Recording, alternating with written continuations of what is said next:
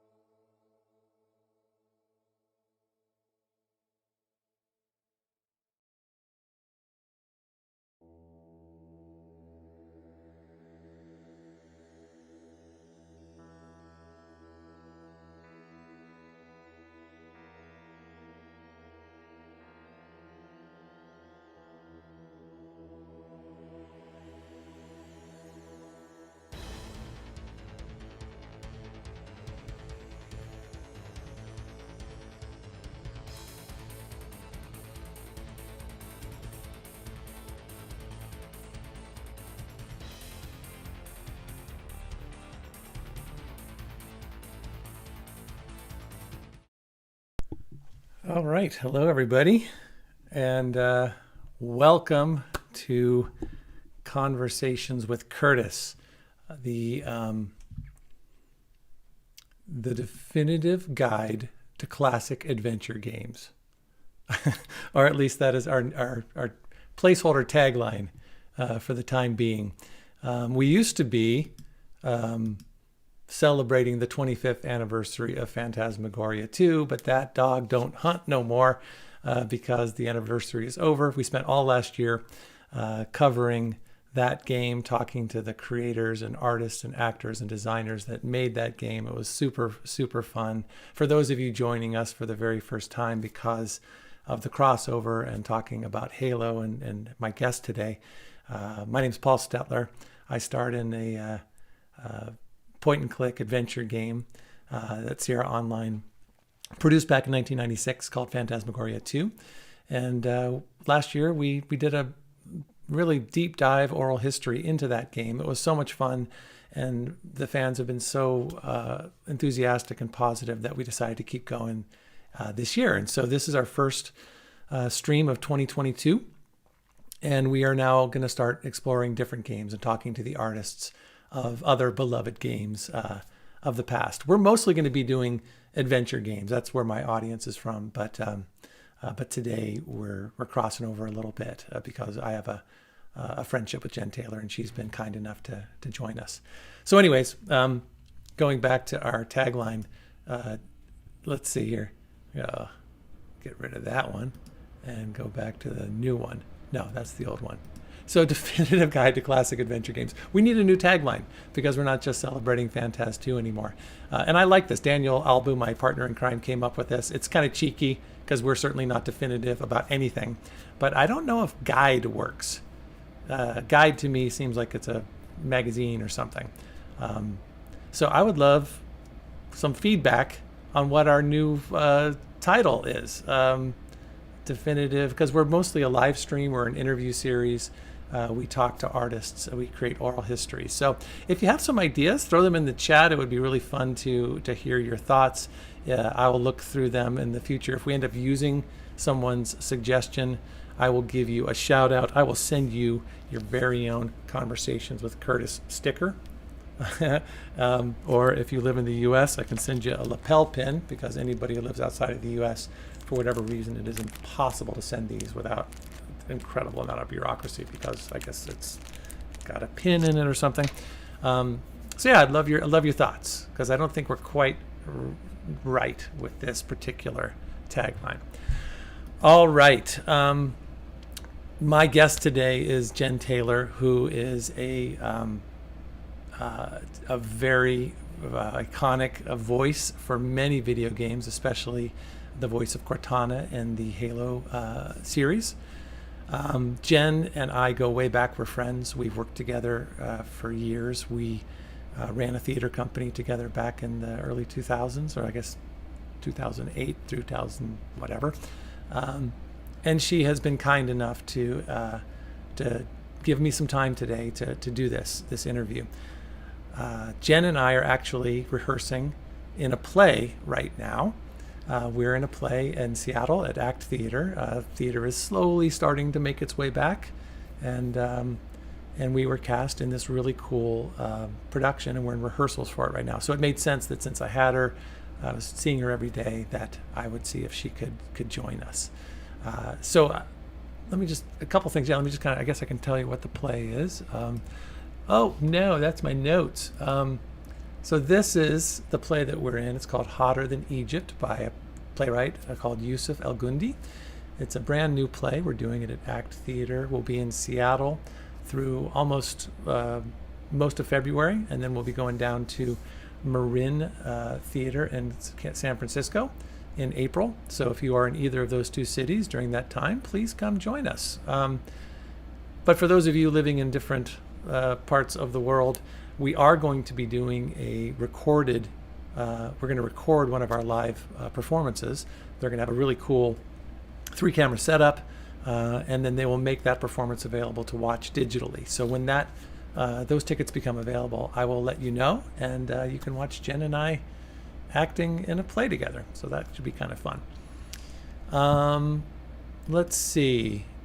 So here's how things work today. Since Jen's schedule and my schedule are crazy right now this month, and she's in the middle of doing publicity for the new Halo TV series, which will be out in the next month or so, 2 months, I guess, on Paramount Plus. I've had to do something a little bit different. Normally, every live stream I've done so far, the interviews that we've done have been, everything's been live, including the live Q&As and the live interview. This time it had to be a little bit different. Jen wasn't available right this minute because she's actually doing a Zoom publicity for the Halo TV series for IGN with all the cast members. So I ended up talking to her on Monday of this week, and I recorded our conversation then. It's great. It runs about an hour 15. I show her some scenes from Phantaz 2, which she's never seen before, so it's hilarious watching her respond to it. We talk about our experience and our life together. We show some clips from some of the things that we've done in the past. And then we talk a lot about Cortana, how she got the job, what her experience been like doing that. And that conversation runs about an hour and 12 minutes. I will be running that. And then what's nice about this is I can actually join the chat and talk to you guys during that process. And then as soon as the conversation is over, Jen's going to join us live. She's going to hop on this live stream, probably around between 1:15 and 1:30 or so, and she will be there to answer any questions that you have. So that's kind of how it's going to break down. I'll play the interview, and then Jen will join us after that. So there you go. What else am I missing here? Yeah, we'll have a short little break between the interview and Jen coming on, like a minute or two, so I can go get a glass of water. And so okay, now this is the thing I need to do before we have every interview. Conversations with Curtis is 100% funded by my Patreon members. I have no sponsorship outside of that, and if it wasn't for Patreon, there's no way I could do this. And I just have to say how much I appreciate you. If you're there watching right now, thank you so much for being a part of our family. And for those of you who are able and interested, I'd love for you to join as well. There are numerous tiers that you can join on. One thing I do want to show you is our way of just showing a little bit of thanks to our Patreon members. My partner, Daniel Albu, a gifted genius of a video game developer, has created what we call a mini game, a mini Phantaz 2 game. It's on our website. Let's see, I'm going to put the website on here if you guys ever want to check it out. And I'm going to show something to you really quickly. Here, let's put it in the chat. Oh, that's not what I want. Oh no, let's get rid of that. Okay, so let's do this. Well, I'll do that in just a second. So anyways, if you go to our website, conversationswithcurtis.com, then you're going to see what looks like the menu of Phantasmagoria 2, but really what it is, it's a list of all of our social media links. We're eventually going to have to make a more sophisticated website. But what Daniel's done is he's created an actual mini game that takes parts of the actual Phantaz 2, and then he's been using that to incorporate parts of Conversations with Curtis and our promos. And it's a really, really cool thing, and you should absolutely check it out if you can, if you haven't. He's updating it all the time. And I'm going to show you real quickly. Let's see. So there's Daniel's, this is me back in, waking up. And then if you click on this, you see Curtis in his apartment. I'm not going to play the game for you right now. I want you to do that, but you can check out all kinds of cool stuff. This old 90s point and click adventure. If you go over here, you're going to see some backstage photos that we've supplied. and you know, some memorabilia for those of you who know the game. Monique Parent did a lot of movies back in the 90s, and she was on the cover of a magazine that she signed for me. But what I wanted to show you is that our way of let's go back a little bit. And you see in Curtis's apartment, you see this painting here. And what we decided to do is to give a little love to our patron donors. So all of our Patreon members at the $10 and above level are here on the wall. And I just want to do a shout out to all of you, because if it wasn't for you, again, I couldn't be doing this. So our $10 members are in this smaller font here. Our $20 members are on these sides. So $10, we call them our win technicians. These are our thresholders. And then our 50 and above are our HECA donors. So again, I can't thank you all enough for doing this. And if you are in any way available to join us, I sure would appreciate it. So you can see the Stream Elements bot just posted our Patreon link. So there you go. Okay, enough of that. Let me move on back to this stuff. And I think now is the time. Oh no, let me see. There's one more thing that I want to talk to you all about. A couple quick little announcements. And then we'll play Jen's interview with me. I keep forgetting to ask people to follow me on social media. We're pretty close to 2,000 subscribers on YouTube. So I'd love to get to 2,000 soon. So if you can go onto the Stream Elements bot is going to show all the links every 10 minutes or so. So please subscribe to our YouTube channel for all of the recordings of these conversations, plus all kinds of fun stuff that we've been creating. Our followers on Twitter, I think I'm not even at 1,000 yet. So I'm still hoping to spread our audience. So please follow us on Twitter and Facebook. And we have a great Discord channel. So all that stuff will pop up here. So please join us there. One thing about Patreon, I mentioned this before, but if you do join Patreon at any level from $3 up, you can get a sticker or a lapel pin if you live in the US.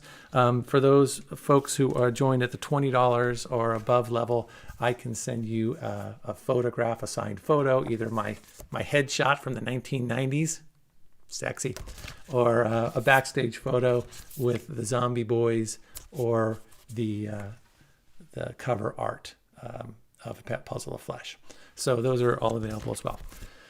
That, I think, is it. Did I do it? Paul plays. Oh, I've been playing Phantasmagoria 2 myself for the very first time. We've been doing it. We were doing it weekly, but then the play got in the way. So I will keep you informed on when the next one is. We're at chapter 4. We're about to get to the action sequences. I think Curtis is going to die a few times pretty soon. So we're not going to play this Monday because I need a day off, but starting next week, we'll get back into it. And then after Phantaz 2 is completed, I think we're going to do Phantasmagoria 1, and Victoria Hemmingson Morsel, who played Adrian, agreed to play the game with me. So you get to watch Victoria play the game for the very first time as Adrian. So that'll be really fun. So I'll keep you informed on when all that's going to happen. All right. Those are my announcements. I hope you all enjoy this interview with Jen Taylor. Like I said, I'll be in the chat with you. And so there you go. Everybody, please welcome Jen Taylor, Cortana. This play. No, we're going to start it. I already screwed up. I wish I could edit while I go. Here we go. Let's try it again. Jen Taylor, welcome to Conversations with Curtis. Hey, thanks, How Curtis. We'll get into that in a minute. Okay. It's been a long time. How long has it been since we've seen each other? Oh, I think it's been about 48 hours. That's right. Why? Why are we? Prior to that, we hadn't seen each other in a whole pandemic, pretty much, except for maybe one walk around We've Green Lake. taken a walk, right? Yeah. Why? Because we are playing. We're doing a play together. We're doing a play together. This will be our unhappy couple. Yeah. This is a severely unhappy couple. Yeah. Yeah, it's a play called. Well, tell us a little bit about it. What's the name of the play? Is it our fourth play together? It's our fourth play together. Our third play together on stage, opposite each other, and our fourth play working together because I directed you in a show. We'll go. I have some photos. We'll go down memory lane in a little bit. But tell me a little bit about this. Tell me a little bit about the play that we're doing right now. I don't know. You got to help me. This play is set in Egypt in current day, or well, I mean, there's no COVID, so a notion of current a few years day. ago, yeah. And you and I are tourists here for our 24th wedding anniversary. Yep. Also, a business meetings for you. And there is a lovely younger couple who are Egyptian, who are showing us around Cairo, and some stuff comes up. Yeah, so it's their 24th wedding anniversary, and they're trying to rekindle. They're not connected that well, and so we find out. I mean, most of the people who are watching this are not in Seattle, so I guess we can spill the beans a little bit. Well, yeah, but at the same because it's going to be recorded, so you could watch it. Oh, that's a good point. I forgot. We're going to actually do we're shooting this with like a 3-camera setup, and they're going to do a real nice professional job. So, in fact, that's true. Yeah. Anybody watching this, they can purchase a ticket and watch a performance. But yes, I get to yell at you. I get to yell at Paul. I get to scream at him. Oh man, she gets really mad at me. Yeah. Oh, I got mad. Yeah. We have a pretty good, brutal, but very funny scene too. Just one of the greatest. I think it's one of the greatest arguments I've ever been able to do on stage. It just goes around in circles and is funny and. Written by Yusuf El Gindi. Is that how Gindi? Is that how you say his last name? Yeah, I think so. Who is marvelous. He's been in the room with us, and it's been so helpful to have him there. Yeah. It's singular. Yeah, it's good. Yeah, and it's all about your character. You have a mammoth role, and you're just doing amazing work. And so yeah, I'll make sure when the link is available, I'll make sure that gets out there for people to see about getting tickets and stuff. Okay, cool. Yeah. So let me see here. We're doing that play. And you and I've known each other for I don't know how long now. It's probably 15 years, maybe. I was wondering when we met, actually. I think it might have been when you were doing the show at the Intimon with my ex, who shall not be named. I think, was that when I met you? Yeah, that's probably right. I forget what was the name of it? Coriolanus? No, it wasn't Coriolanus. It was no. The other one. Coriolanus. It was the one where they eat the dead guy. Yeah. I already forgot the name of it. That's right. And I had seen you prior to that. I had I don't remember when we met and talked to each other, but I remember I had seen you in a play called Killer Joe. You saw me naked. You know what's funny? I don't remember the nakedness. I remember that play. That play floored me on so many levels, and maybe I just was already. I couldn't take any more. But that play knocked my socks off, and you were amazing in it. And you were naked, naked. For like a second, I had to change my clothes on stage in front of Killer Joe. He was like, "Put this dress on." I had to take off all my clothes and put the dress on. Okay, so maybe that's why I wasn't looking at like a naked person. I was looking at somebody who was not wanting to change her traumatized, clothes. Right? Yeah. So, right. So I didn't. Clearly, I didn't. Sexy naked scene by any means. Not like the one you have in this play with your bikini top. So yeah, there and is then no nudity in this play. I thought it would be fun to let's see. I've got a bunch of things I want to talk to you about. Let me just make sure I got everything here. So before we talk a little bit about our past, I have some photos I want to share from our past productions and things that we did together. Mm-hmm. I've told you about what I'm doing here, but like I'm not a gamer. I know you're not a gamer. You probably don't play a lot of video games. And so I'm pretty sure you've never seen anything from Phantasmagoria 2. Is that correct? Okay. So I did this game, and I've told you this before, but I did this game years before I met you back in 1996. I got cast as the lead in this point and click adventure horror game from Sierra Online. And it came and went, and I forgot all about it. And what I didn't realize is that it had developed quite a small little cult following, and people really, really found that game to be meaningful to them. And so when I connected with some fans over the pandemic this past year, I decided to do this series where I would reach out to all the artists who made it. And most of them I hadn't talked to in 25 years. And so it was really fun. We did a live stream, a monthly live stream where I just talked to all these people and we reminisced. We did an oral history project. And then it ended at the end of this year. And so now we are branching out into other games, which is why it so happens to how lucky I was to be in this play with you. We're both really busy right now, and I was able to wrangle you and get you to take some time in your day off. On my day off. Exactly. So I thought it would be fun for everyone, except maybe me, to show you a few clips from Phantasmagoria 2 and see what you think of it. I would love, more than anything, people are going to be more curious to see your reactions than anything else. Let me see if I can share my screen here. I just ate like some coconut, so I'm having some like picking at my teeth. I'm sure that's pretty. Sorry, everybody. Oh, don't do that. Okay, so let's see. Oh, I'm gonna get rid of that. Okay, so this is, here we go. Now I'm gonna, I gotta do a couple things to make sure everything is working correctly. There we go. Let me do that a little bit bigger. This doesn't look like anything, Paul. No, it should be a black screen at this point. Okay. All right, so now, okay, here we go.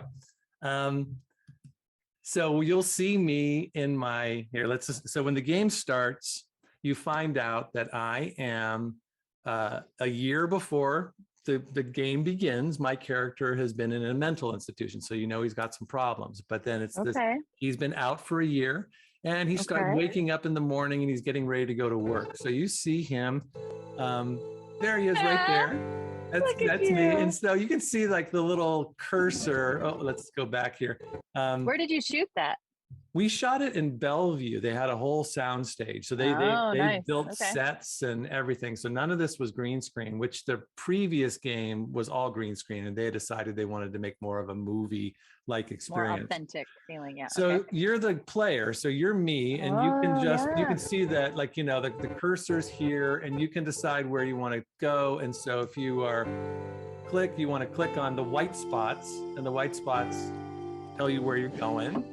Then you can pick up inventory, like this, like the granola bar and the screwdriver. This must have taken forever. Oh man, we filmed 6 months for this thing. Was that a condom with a like M&M's character on top of it? It was a condom, and that condom comes in handy. It's an R-rated movie. I did my first ever sex scenes in my life in this game, so that I won't.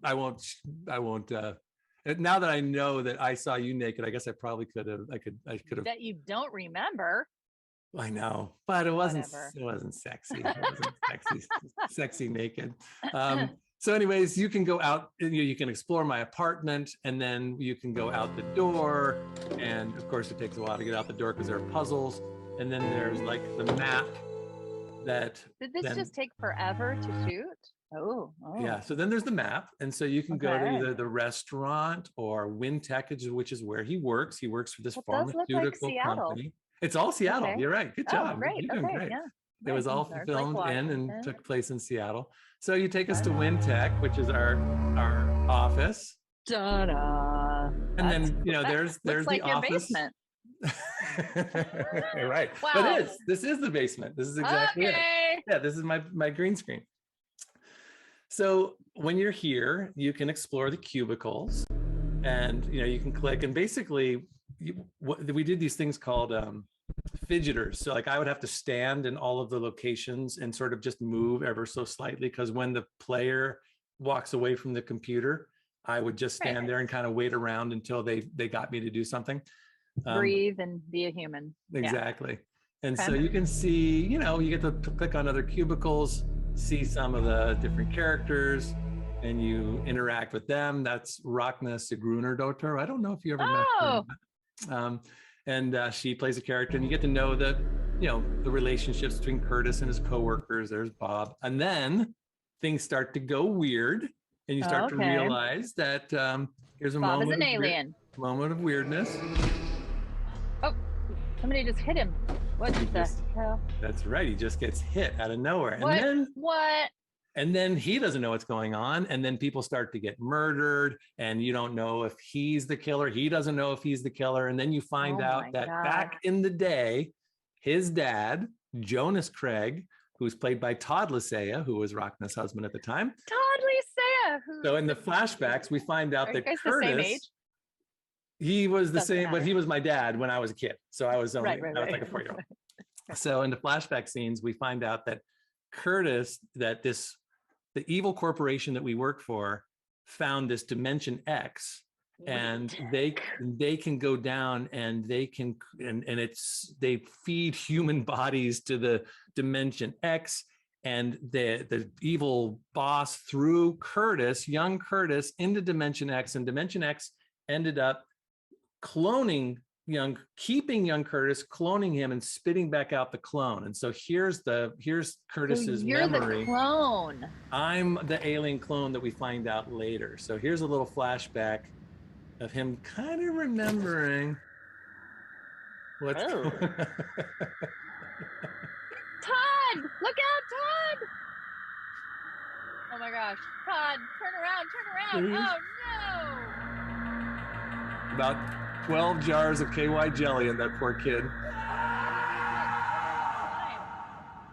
And then I have to show you that I haven't shown anybody this scene. This one's just so funny. So at the end of the game, he goes down into the threshold, and he confronts his own horrible human self. And so I don't even know what this scene is anymore, but here, so you have to watch this. Were you the one hitting yourself? I still don't quite know. I think I don't know who killed who at this point. I'm playing the game for the first time, so I'll find out later. But this is the very end of the game. This guy up here is the real Curtis. Like a good situation. This is the head of my mother who hanged herself. And he's using the mother's eyes to shoot X-ray beams at me. And so watch me do some really good X-ray beam acting here. Oh, God. Yeah. Oh, Polly. Reaching for the whatever, the thing that gets me out of it. Yes. The special effects from 1996.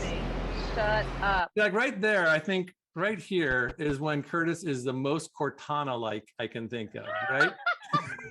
I mean, he's about the right height. It's, good posture. I just think that, we could probably, I'm thinking we can use this still to just talk to your folks. Yeah, let's talk to your people at Halo and just say that if you need, a Cortana assistant, that would be great. So there we go. And that's the end of that. So that is the short and lowdown story of Curtis Craig and Phantasmagoria 2 from 25 years ago. So wait. So I just want you to know you're not talking to a slouch here. I know my stuff. Yeah, I'm the real deal. Felt that. Okay, so in Phantasmagoria 1, how are we led up to this? It was supposed to be a whole franchise, and they're all disconnected. So they don't have any connection other than the name. The name was the thing. So the first one was like a haunted house. A young woman and her husband buy a haunted house, and then there's possessions and all kinds of stuff goes on, and she has to deal with that. So that is that. And all that didn't lead to a movie career is beyond yeah, exactly. It's funny because that actually there was a big article in the calendar section of the LA Times, and it seemed like these Well, back then it seemed like these FMV games were going to take off, but they died pretty quickly because it was just too expensive to film the live action, and so it just fizzled. And that was my one and only video game. That was it. But now I've got Cortana sitting next to me. Pretty impressive. All right, so let's talk a little bit about the stuff that we've done, and then we'll dive into, I know people are dying to hear Cortana stuff, so we'll get into that in a minute. But let me share with you our next, the history of Jen and Paul working together in the theater here in Seattle. So let's see, let's get another share. Do that. And then we're going to bring this over here. And so back in 2008, after we had met, and we have some very dear friends that we share, and as a group of about 8 of us, we created a theater company. Can you see that okay? Yeah. Okay, great. Yeah, so this was our theater company that we started in 2008. 11. There was 11 of us, right? We started with like 6, and then we added a few. I forgot how that went. Right. But it was right after after the big financial crash of 2008, and we were hungry to do interesting work, and so we started to do we decided to come together as a group of artists and do some plays. And the very first play we did was a play called Adding Machine, and that's you and that me. Black lipstick. That's right. This very expressionistic play from 1920 something. I played Mr. Zero. Literally, he was a zero as a person, and you were Daisy. Were you Daisy? Daisy. There were some great scenes between us in that. And then shortly after that, we got hired. What do you remember about that? What I remember is opening night, Paul. Oh, God. That's what I remember. Oh, man. We had such an intense scene. It was a really insanely choreographed scene where all of these people in this office were like, I can't remember what they were doing. They were stamping paper and then putting it on just putting it in a different place, right? And it was very choreographed. All these people around us, all around our lines. And our lines were these, we both liked each other, but we were so, we were just doing our work. And so our lines were these interior monologues that were overlapping. So we weren't really even talking to each other, but we had to keep going back and forth, and in these perfectly timed scenes, which in opening night apparently wasn't so perfectly timed by one of us. You just skipped a couple lines. No, I blanked. I blanked. I mean, you told me later that it wasn't that bad, but what happened to me in my brain was everything disappeared. I couldn't think of anything. I could tell the play was going on around me. It was opening night of a play that we produced with our own resources, and all these people were in the audience. And I'm like looking at like a friend in the audience that flew up from San Francisco going, oh, I am ruining everything right now because I don't know my lines and my fly I think it was 2 seconds. And it felt like forever. You just skipped a couple lines and I picked it up and handed it to you, and off we went. It was a very successful show. It really put our theater company on the map. And then the same year we got cast together in slightly different look. The Importance of Being Earnest at the Village Theater. And that was a lot of fun. Do you have any quick little soundbite memory for that one? I remember, you don't have a picture of my next dress, but I remember the dress I wore after. They spent so much time and money on these clothes that they built for me. And the dress that I wore after it, I remember every time I would come on stage, I don't know why you would know this, but every time I would come on stage, you could hear the audience just go, oh, and I thought, at least my costumes are getting a reaction. Good. My costume's acting really well. I know, thank God for that. And then a year or so later, we did a play together called Holy Days that I directed, a beautiful play about people staying behind in Oklahoma during the Dust Bowl. Really wonderful play, and you were fantastic in it. Dara. Yeah. And then we did a play reading at Seattle Rep that my wife Stephanie wrote, The Red Dress Party. Right. And then I started Letters Aloud, a little company where we read real letters from famous people. And I've used you in almost every single show, and we've traveled together and done all kinds of cool presentations at performing arts centers around the country. And I think this is a picture of us in Wyoming, at some bar in Wyoming. And I've played this before for some of my fans, but again, I thought it would be fun to share this with you. You may not have seen this in a long time. So the very first Letters Aloud show we ever did, it was at Act Theater, where we're working right now. Yeah. And it was a Father's Day show. And you did this wonderful letter written by a 16-year-old girl to her father. He found this letter on her desk, and the sound is not the greatest sound, but you'll be able to hear it. And I thought that you get a kick out of seeing you doing a little thing from 2014. Here we go. Dear Dad, I'm pregnant, and Randy said that he wants me to have a kid and that we can be very happy together. I know he's 35 and I'm 16, but please don't make a big deal out of our ages. I know how to take care of myself, and we are in love. Please don't be mad. Your loving daughter. P.S. I'm kidding. I'm over at Callie's house.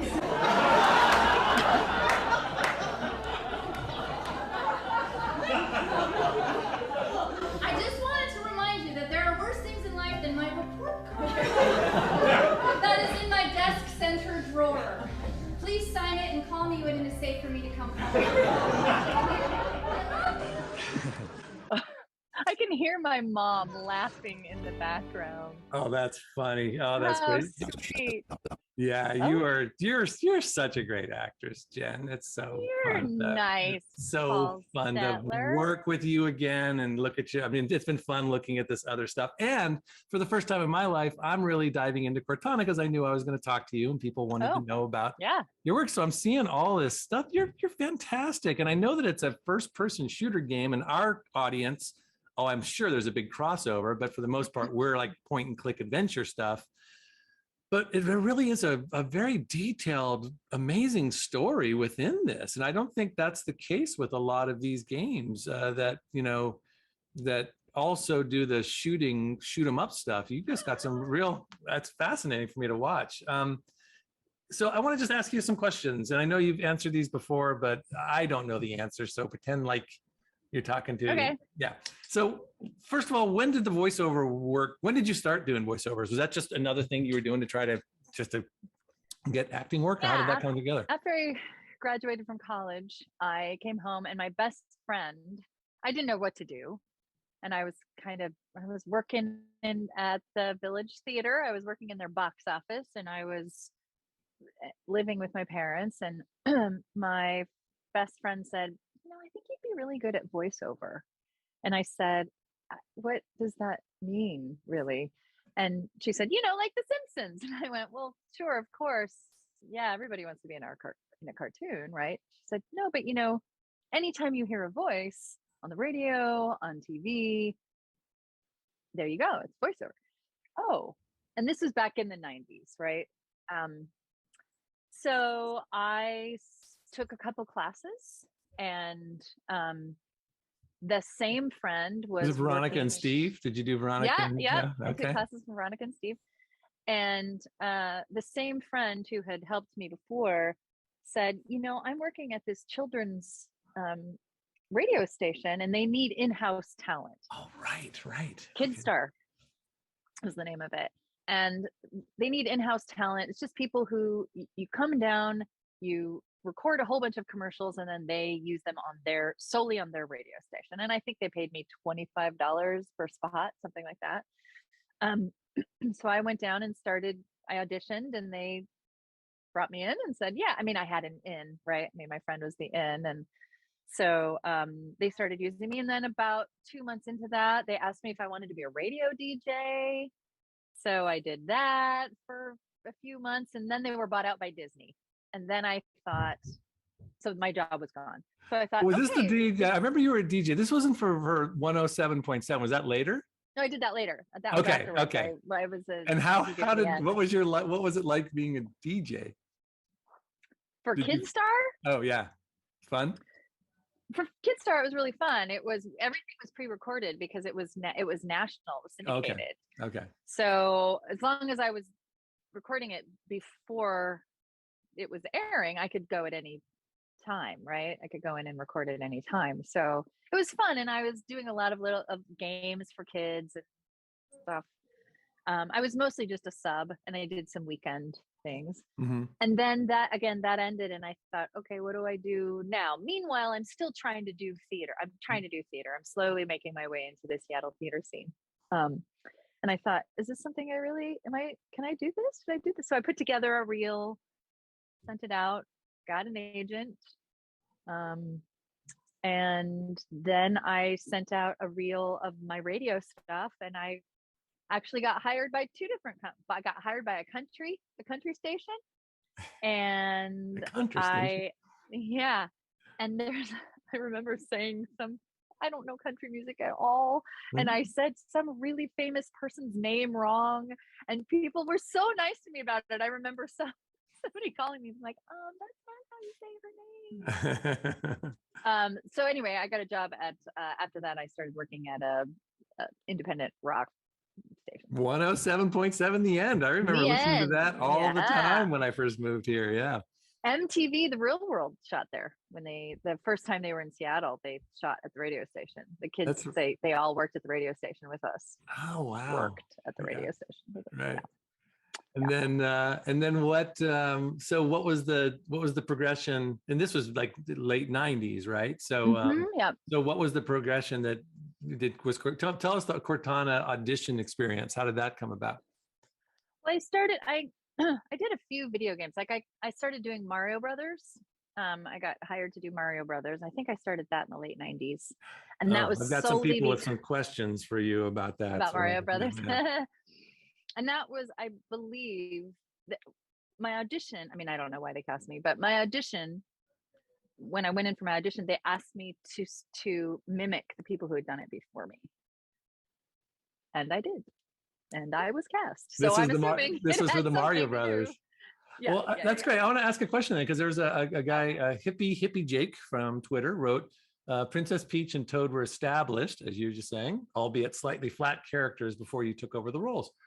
How do you approach jobs like these? What's going through your mind when you record lines for a new Mario game, and has that changed over the years? And so I think he wants to know, like, you were asked to take over some roles, and how do you stay within the confines that they've created for you, but also make it come more to life, I guess?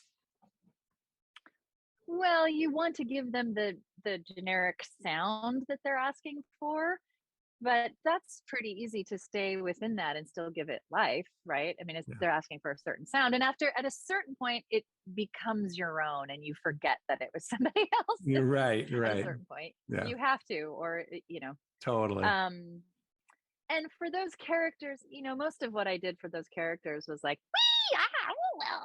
So most of the time, I wasn't. Well, no wonder you were cast. Right. I wasn't pondering, what does Peach want in this life? It was, most of the time what I was thinking was, this is my job. I get to make crazy noises and somebody pays me to do it. How fun. That's mostly what I was thinking, frankly. Gotcha.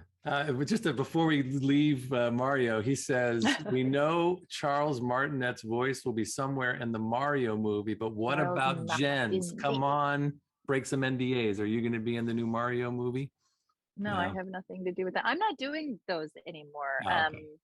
Yeah, I stopped doing Mario in 2009 or something. They still use my voice apparently from time to time, because I've seen on IMDb, like, oh, I've got a credit for a game. I guess they used me in that. I hope I was good. I hope I was amazing. Right. But I haven't recorded anything for them in over a decade. So yeah. Okay, so let's get back to the Cortana. But before that, I forgot my one thing that I've done with every single guest, and I have to do it with you, or I'm going to get in trouble. And that is, and you've already covered a portion of this, so this will actually help you. And that is to tell me your entire life story from the day you were born until God. right now when we're talking in 3 Okay. minutes or less. So you got to do a real Okay. Oh deep God. This is gonna be dive here. terribly and rambly. Or not, or really short. Well, I'm going to keep you on task here. I'm starting my clock. Okay, are you It might be ready? short. Yeah. And go. I was born in Burien, Washington, a really rockin' town, but I grew up in a little town called Issaquah. And I lived there pretty uneventfully for most of my life. And then I went to college. And then I came back home because I didn't know what to do after that. And then I went to Europe, and then I ran out of money. And so I came back home again and fell into voiceovers, and truly just fell right in, plunk, and wanted to do theater and was able to do it and thought, oh, I can afford to, maybe I can afford to do theater if I can do voiceovers and kind of do that, and maybe, work retail or something. And so voiceovers at first was kind of like a side gig, but it very quickly became my main gig, right? And that's my story. You have 2 more minutes. Oh, I'm not sorry. letting you off the. Okay. Okay, wait a minute. You told me in the past you have kind of you can do a name drop of someone you went to high school with. One of my favorite bands of all time. Oh, Isaac Brock from Modest Mouse. We went to high school together. In fact, he was the person I think who really pointed out and made me pay attention to the Beatles. Wow, He's quite a bit younger than I am, but I think he was a freshman when I was a senior, but I was good friends with his sister. So Gotcha. Okay, so I remember going to see his band play, and I was standing in the front row, and in the middle of it, he went, Jenny, in the middle of the show, and I was like, hi, Isaac. That's great. Because I was Jenny until I went to college. So then I saw Modest Mouse. Okay, forget it. This is it. You did it. And then I went to college with Andrew Where'd you go to Bird. college? I went to college with Andrew Bird. He's another famous Oh, he's musician. awesome. I love that guy. Yeah, when he first came through town, they slept on the floor of my apartment. Oh, Isn't man. that sad? He's one of the best whistlers of all time. He can whistle like no other. Who else do you know? Who else did you run into in your life? Seth Meyers also went to school with me at Northwestern University. Whoa. All right. Catherine Hahn was in my acting class. Yeah, I know, it's stupid. Everybody was, Northwestern outside Chicago. And then you spent some time in LA, but you've pretty much Seattle stayed your home pretty much consistently. Yeah, right? I went to LA for a few years and I did not love it. I mean, I met great people. Mm-hmm. I had a lot of great food in LA. Yeah. So many great restaurants. I always thought that LA was whenever you got to where you wanted to go, I loved LA. It was just getting anywhere that sucked the life out of your soul. Right. I felt, Well, and also every single person there is trying to be a part of the business. Yeah. Your garbage man has a script he has written. Your dentist is, hoping to do lights for, I don't know. I mean, and that to me, it made it there was a sense of, and again, I like to go to LA when I am then going to leave soon, but and I mean no disrespect by saying that, because I know a lot of people love it and want to be there. Yeah, for sure. But yeah, it was not my place. I feel like there is in LA, there is this immense sense of opportunity and hope, and also an incredible sense of desperation there. Yeah. Combined together. And that very made much me feel uncomfortable. Yeah. I spent 4 years contributing to that desperation, and then happily moved back to Seattle. Along with heat. I don't do well with heat. Yeah, me neither. I grew up in Southern California, so I was always in that heat, and I wanted to get away from it. Yeah. So, yeah. Not my thing. Okay, let's go back to Cortana. How did you get the job? That was a good life story. That was a good life story. You actually worked out pretty good. Yeah. Cortana. So that was in 2000 or 2001? I auditioned. We did the game in 2001. We recorded it, but I can't remember if I auditioned in 2000 or 2001. And I went into a busy, office, and I think there were only about 40 people working on it at the time. And I walked through, they walked us through the office. And Julie from the Love Boat was there, and I thought, what am I doing here? I'm not gonna get Julie from the Love Boat's here. They're gonna cast her. That was my thought. Huh. And I did my audition.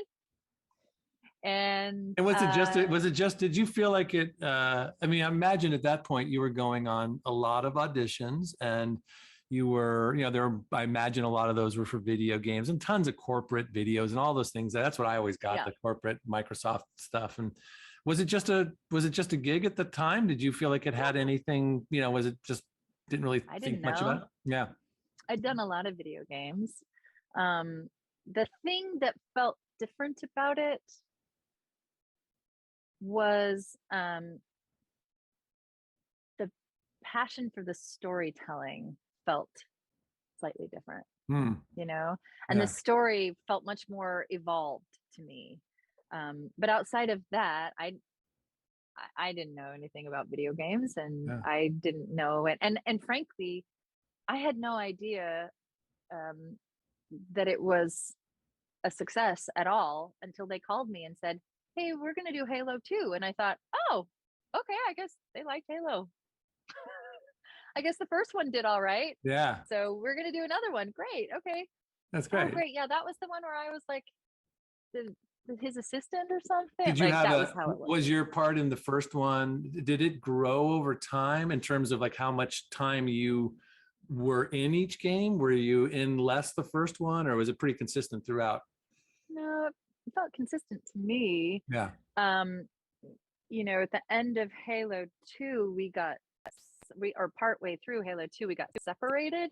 So then I wasn't in your head for a while, right? Right. Yeah, but so just in terms of getting that job, was it simply an initial thing and a callback and you got it, or was it a longer sort of drawn out process? No, it was pretty quick, as I recall. And somebody else I went to college with happened to work there. Joe Staten. Oh, I don't know Joe, but Joe he wrote it. Oh, yeah, he's one of the writers, and he swears up and down to me that he had nothing to do with casting. And we didn't know each other very well at Northwestern, but it was one of those things where I remember, I think I was leaving, or maybe it was when I was actually cast, and I walked in and he sat down. I was like, Joe, hi, what do you? One of those. No, that's awesome. Like, what are you doing here? So who knows? It may have, that may have had something to do with it, but he swears up and down that he had nothing to do with casting, that Marty O'Donnell did it all. And Marty will take that credit. So this thing that was, a job, I got another job, is now turned into a 20-year association and continuation. Isn't that crazy? Isn't that something? And at what point did, I got so many, there's so much to go on here. Have you ever played the game? I have tried, and I am lame, and I can't seem to get out of rooms. I am determined to play through Infinite, though, and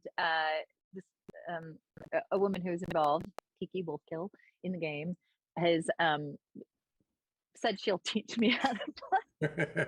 I read an interview that you did a number of years ago where you said you don't play, but you'll sit and watch other people play, and you'll comment as Cortana while they're playing. Well, Colin, so my husband plays. He really likes it. So we've had a couple times where he'll go play and I will get on the headset and talk to people. You know how many people whose mind would freak out if you were to do that? Once we did it, and we did, and then I left, and Colin said, "Hey everybody, that was Cortana," and nobody believed him. Oh, that's funny. Well, that leads me to totally out of That leads me to something I have to share. So, Jen Taylor, for anybody who's looking, she's one of the most modest, humble people I've ever met. I still don't think she believes that Cortana and her work in Cortana has affected as many people as it has.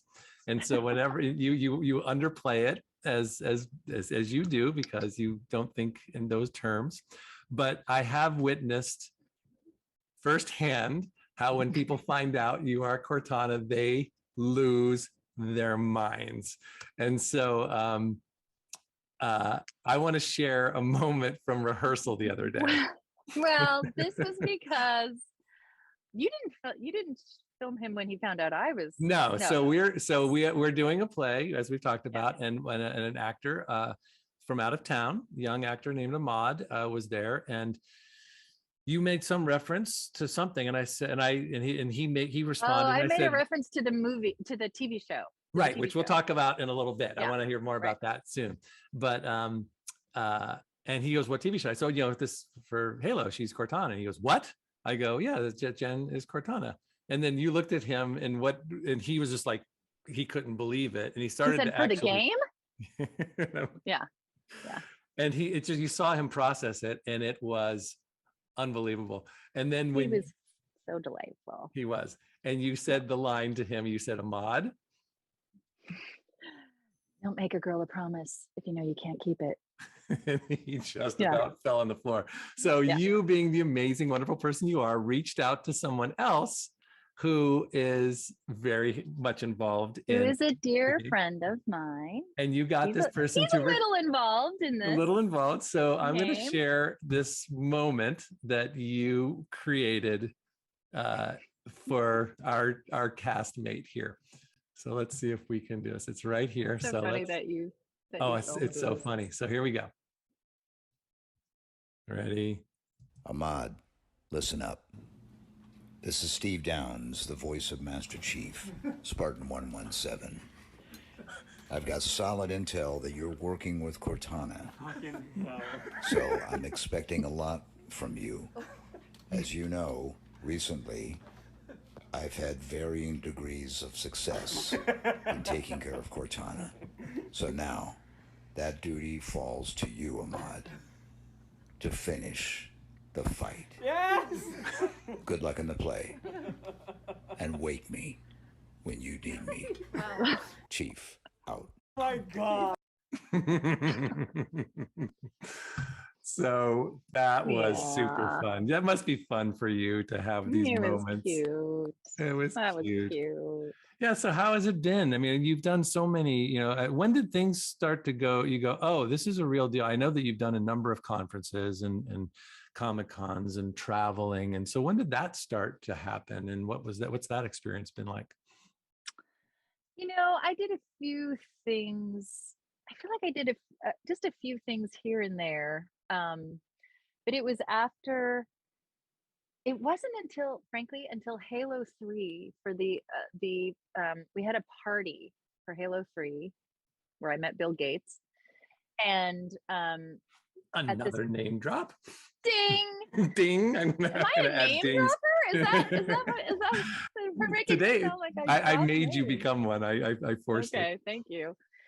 No, so no, I just remember because I took my now husband, and he said that we were standing together, and then all of a sudden he was across the room, and he wasn't sure how he had gotten across because like security had moved in and suddenly I was standing there with Bill Gates, and my husband was going,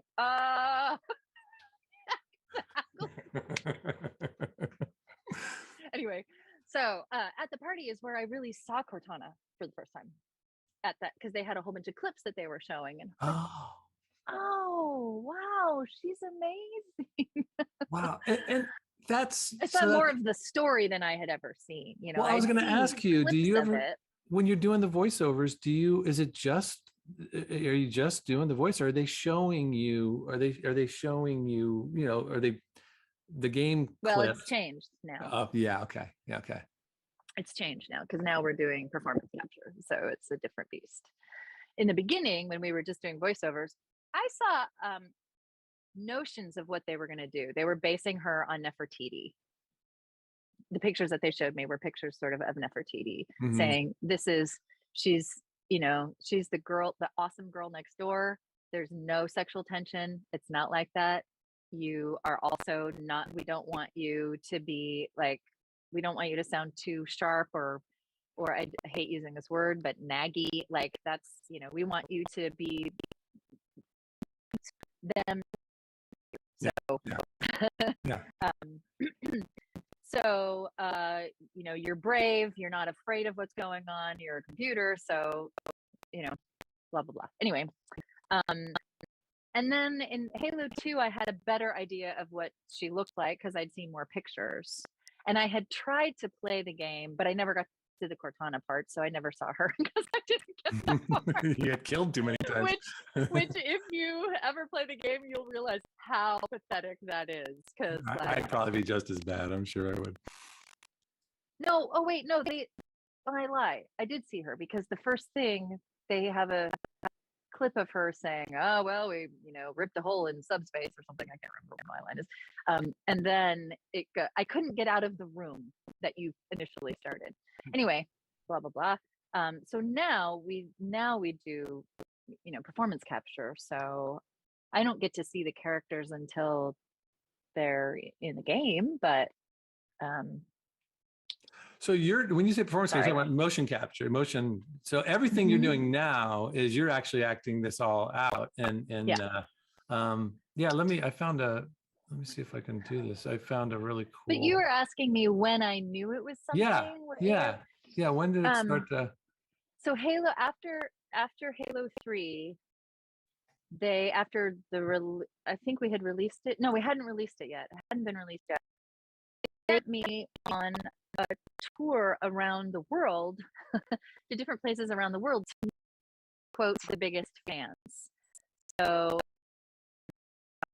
I interviewed people. I just go interview people. This little chronic, which maybe you found or maybe you didn't. And I was here. We shot some stuff here. We went to Texas. We went to San Francisco. We were in Austin, Texas, San Francisco. Austin, I can't remember. Texas, San Francisco, New York, Stockholm, Dublin. I think that's it. Wow, what a trip. Was it? And that was when I thought, oh, whoa. and everywhere you went, people were half of the people didn't know who I was until I stared talking, of course, because they didn't know what I looked like, and most people don't. So to this day, and a few of them, one guy I was joking with and I thought he did, and then at one point he said, "I know who you are." I was like, oh, well, that ruined this joke. It's not funny anymore. Anyway, so I think that was when I thought, oh, okay, I guess this is a thing. This is really a thing. Yeah. Because none of our friends care about video games. They don't. And so in my world, my immediate surroundings, nobody was really even aware of it. Right, I totally get that. Frankly, on a very small scale, from my one game 25 years ago, I identify. I have yet to go on any major tours, but yeah, even with Phantaz 2, like it was everywhere. So all of the people that are like watching today, people are from all over the world. I mean, people game found. So again, on a microscopic level, but what you're doing, that game, and again, like you said, our friends for the most part aren't really gamers. We don't know that world, and so you don't really talk about it because it's not a shared thing.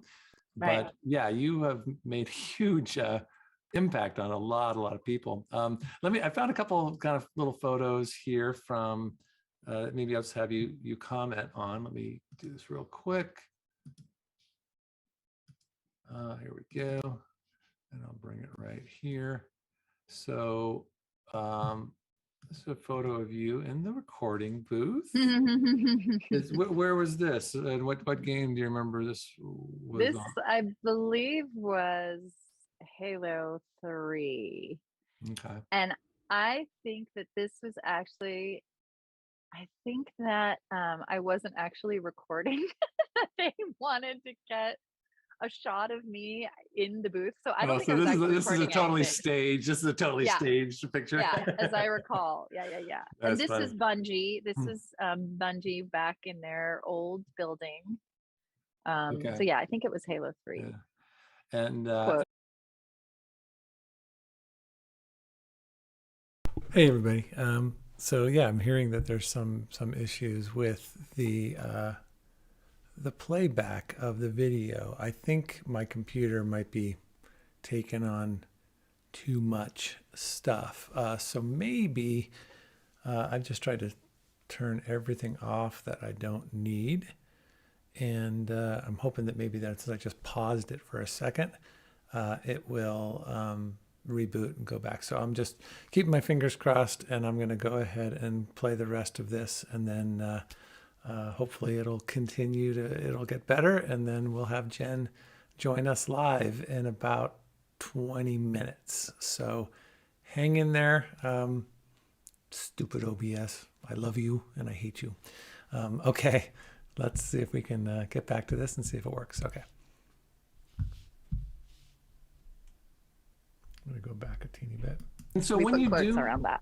when you record, is it, my guess is that you are always recording alone. And so all of the dialogue that you have with Master Chief is, he's recording it separately from you, and you're just, they're editing it together. Did you ever get a chance to work in the studio together, or does that ever happen? Or So, well, again, now we're doing, performance capture. So I'm in the room with generally, several people.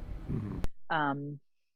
Or Steve Downs, who voices the Master Chief for the games, does not do the motion capture for them. A gentleman named Bruce Thomas does. And so I hang out with Bruce a lot. Picture, I think, is this that's Bruce right there, right? Yes. So this is you guys in your motion capture outfits, Yeah. your little outfits, looking good. Yeah, I was hoping you wouldn't show any of these pictures. That's all I got. I got nothing else. Okay. Okay, good. Yes. Yeah, so that's Nick and Darren and Bruce. And okay. Tell me, What's interesting is if you look behind us, you can see on screen who we are. Oh, right. There you go. Yeah. You can see the different characters and how, yeah. Now you're not, are you voicing while you're doing motion cap? Or I imagine you, but are they not recording that voice? Are they, or do you have to go in and re-record it? Or is they using the recording of you here to put into the game? Well, I don't know. Eventually, I'm not editing it, so I have no idea. I guess what I mean is that do you have to do both? Do you have to do all the lines while you're doing motion cap and then go into the studio and do the same lines again, and they decide which ones they want to? Yeah, we often re-record stuff. It's like, shooting a film, right? You do ADR. It's the same kind of thing. Right. So we do all of this stuff. We shoot everything, oftentimes, several times in that small little room. I mean, that's where we shot everything. It's a pretty small room. And then I record, because I have a lot of stuff that is in your head where you don't see me. Right. You're not looking at me. You're running around shooting bugs, as Steve Downs calls it, a bug hunt. You're shooting aliens, right? So you don't see me. So I record a lot of that stuff in the studio. Gotcha. Yeah. Fascinating. Here's a shot of you and Steve on what looks like one of your Comic-Con. Here's a note. That was in a Microsoft store. I was really, really, really sick. Oh, you look so happy. I was really sick. Oh boy. Yeah. I had this, that was in 2012, I believe. And I had this flu that would not go away. Now I would, I think now, God, I should have been wearing a mask. What the hell was I doing? Infecting everybody at that store. I'm so sorry to the people who caught the flu from me in that store. I don't think I was shaking hands. I think I was at that point where I was like, no, I can't shake hands. Yeah. Let's see. I'm going to show you. That was at a Microsoft store. It was, I believe, Halo. I think it says Halo 4. I think Halo 4 had just come out. So, okay. Steve and I, for Halo 4, we got to be in the same room together and record together. Oh, fun. I bet you that makes But that doesn't normally happen. Yeah, it was awesome. That's one of the reasons it's together our favorite game, because we had so much fun doing it. Okay, I'm going to ask a couple questions that people already we're going to have you come back on Sunday to do some live Q&A, but I'm just going to ask a couple questions of people and then I want to show you a couple little clips from Cortana, and then I'll let you go because it's your day off, and I don't want. Because we're taking a lot, because we're just boring the bonkers out of people Hey, here. I hope they're enjoy. I hope they enjoy it. Mitchie wants to know. He says, I played a good deal of Left 4 Dead, and I'm curious how Dead. was acting for that game. The voice actors had to do motion cap for that as well, and wants to know what your experience on that was. We didn't do motion capture for that. Not for Left 4 Dead. So I auditioned for that game and did not get cast. And yeah, and they recorded it. And then they called me and said, hi, can you come in? And they had, somebody else had recorded it. And then they asked me to come in and re-record everything that she had done. So I was a little late to the game for that. And it was fun. It was fun. Yeah. I had a good time. I mean, it's fun to be in it. I'm kind of fascinated by zombie stories, and so that was really interesting for me. And scary and fun. And then we did a couple things. I remember they got all four of us together in a room and we recorded some stuff, which doesn't happen very often. Neat. I can't remember if those were pickups or a follow-up or something. I can't remember when we did that, but we did that for more people ask me when Left 4 Dead 3 is coming out than any game ever. Yeah. And I say that to the Valve guys all the time, like, hey. Yay. Cool. Let's see what else. I got MDQP wants to know, what do you like most about acting and voice acting? Did you have to be more careful about your voice once you started voice acting? Actors get paid to play pretend. It is so fun. That's why I like acting. It's just fun. It's also scary and thrilling, and like, for example, this play that we're doing, you dive deep into uncomfortable territory sometimes, and it teaches you a lot about yourself, right?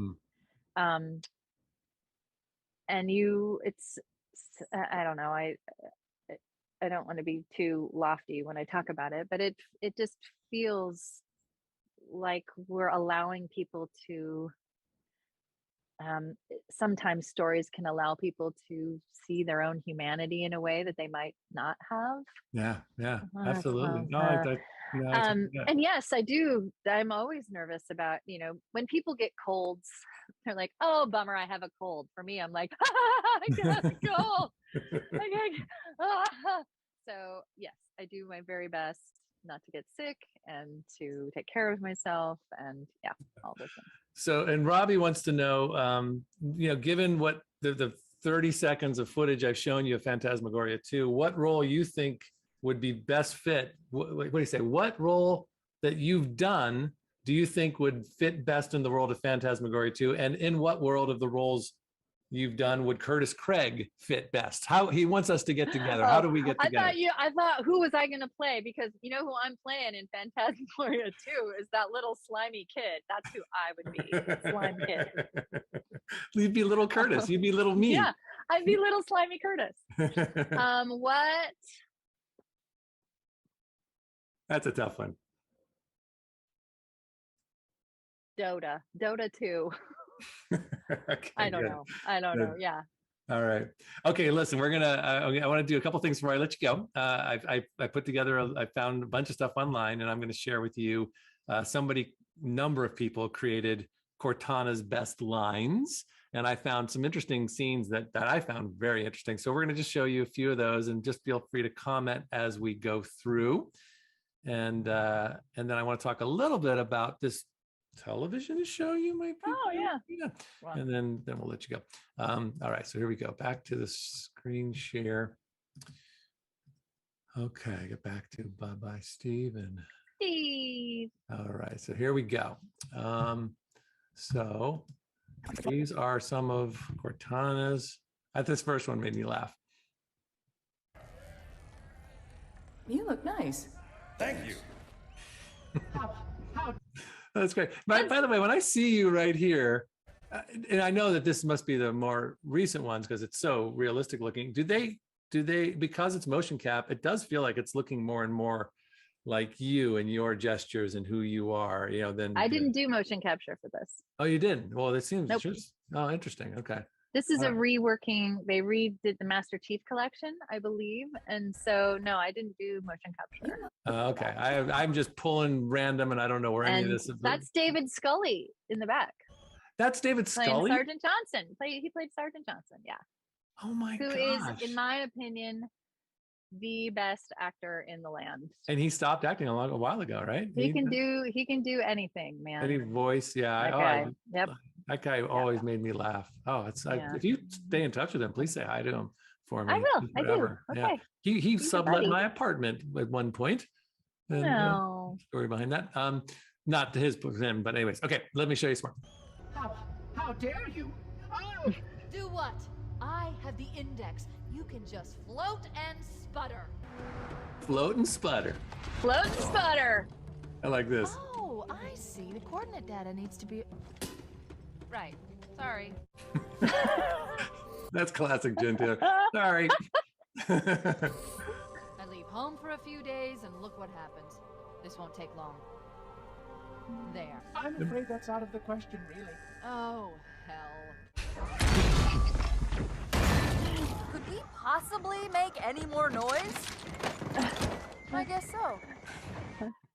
Okay. So That's funny.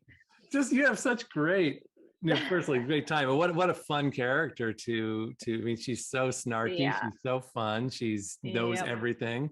Yep.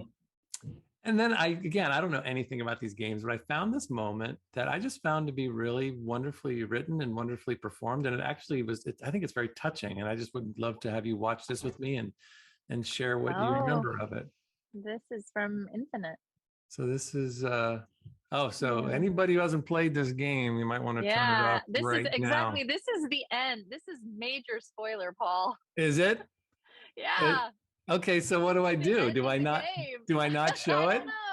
You just say, everybody, major spoiler. Okay, so we're gonna say major this right now. This is spoiler. I'll put like a little clip in, and I'll have like Yeah. some music.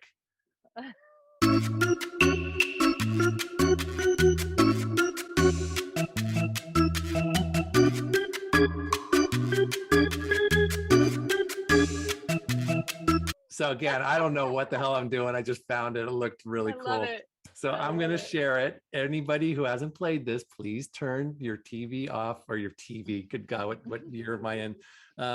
Turn off your computer now. 96. All right, there we go. Here we go. I was wrong. I thought that I could do this on my own. But I forgot that the whole point of all of this, the entire reason that I chose you in the first place, was that we were supposed to be a team. Perfectly suited, perfectly matched, perfect. In these final moments, I know what my last mission is. I need to make sure you two learn from my mistakes. Become stronger because of them. I chose well, Master Chief. I really did. Now, it's up to you. That just makes I got a little lump in my throat for that.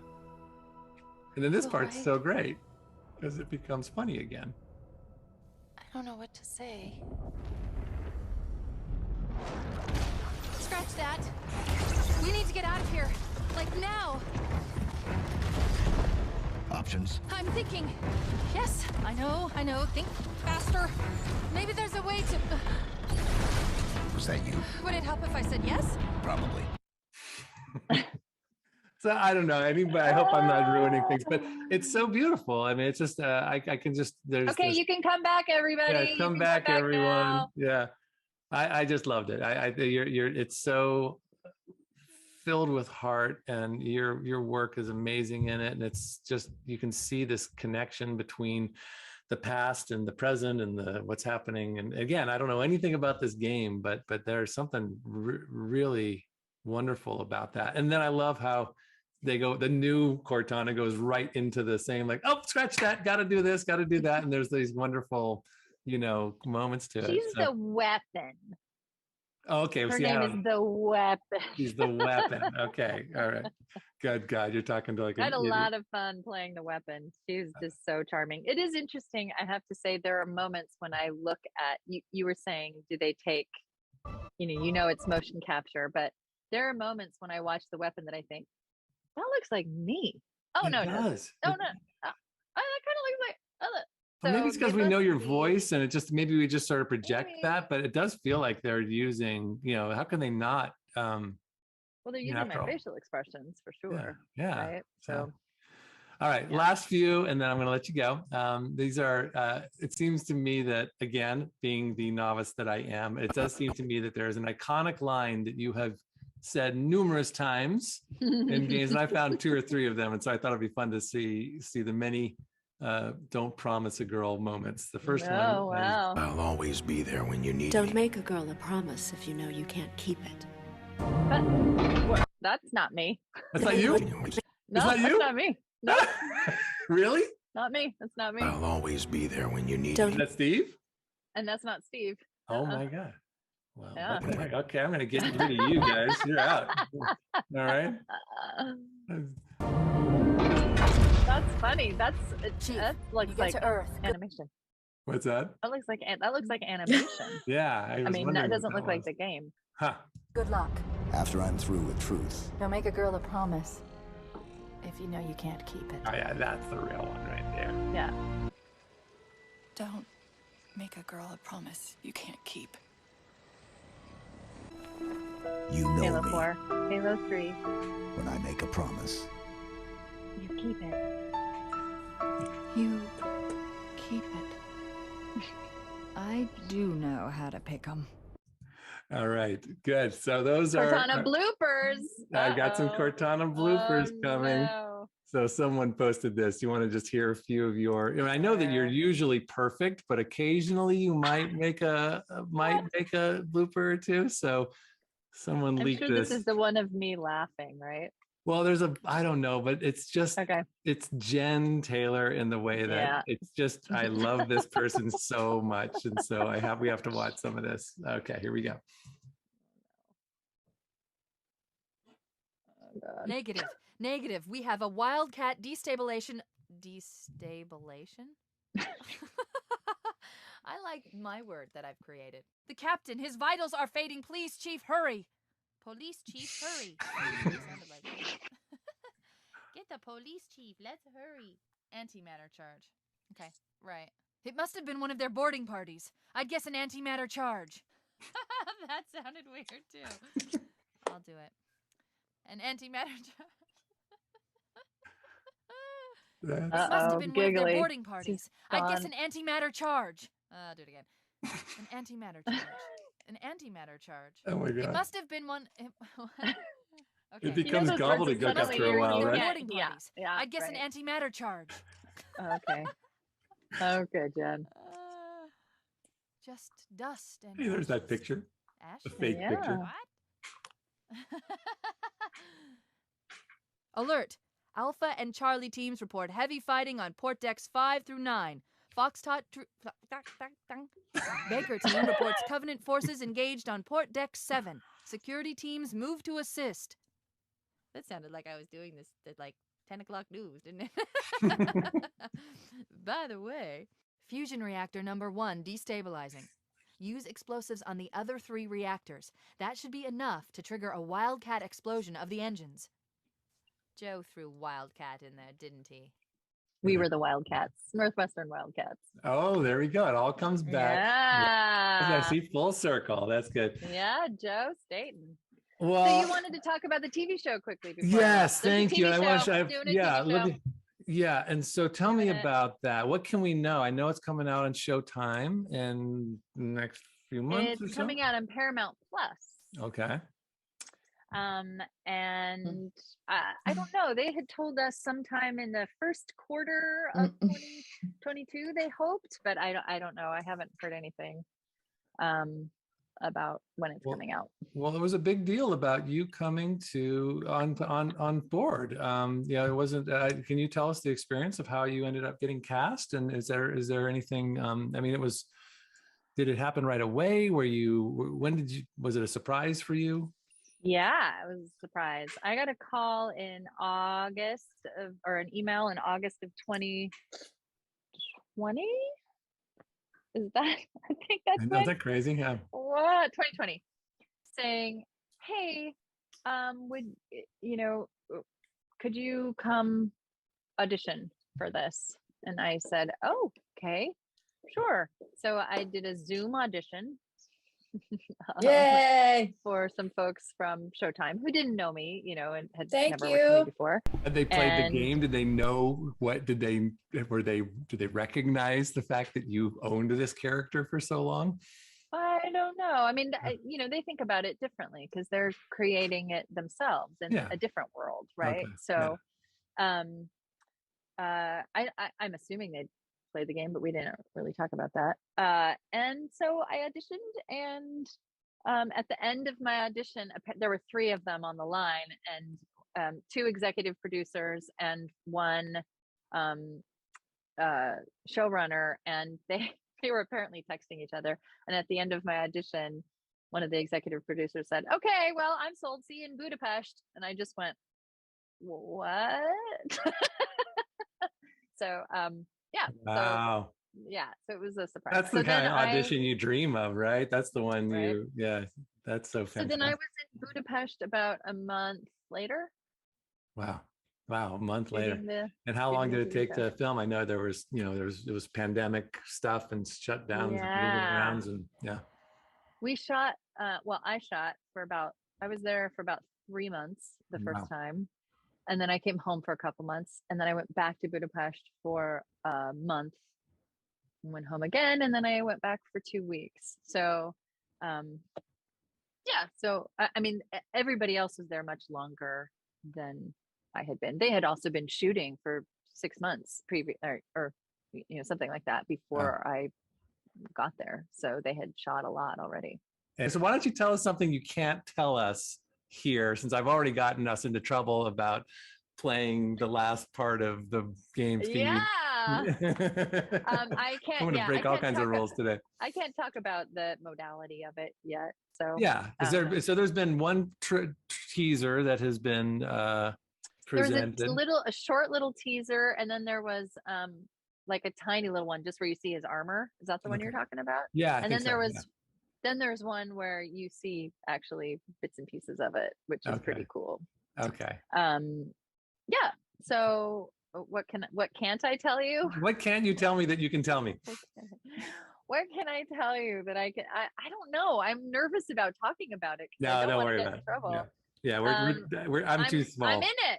I'm working on it. You're in it. You're Cortana. It's going to be great, and you get to work with a new Master Chief. It's Liev Schreiber's brother Pablo. Is that right?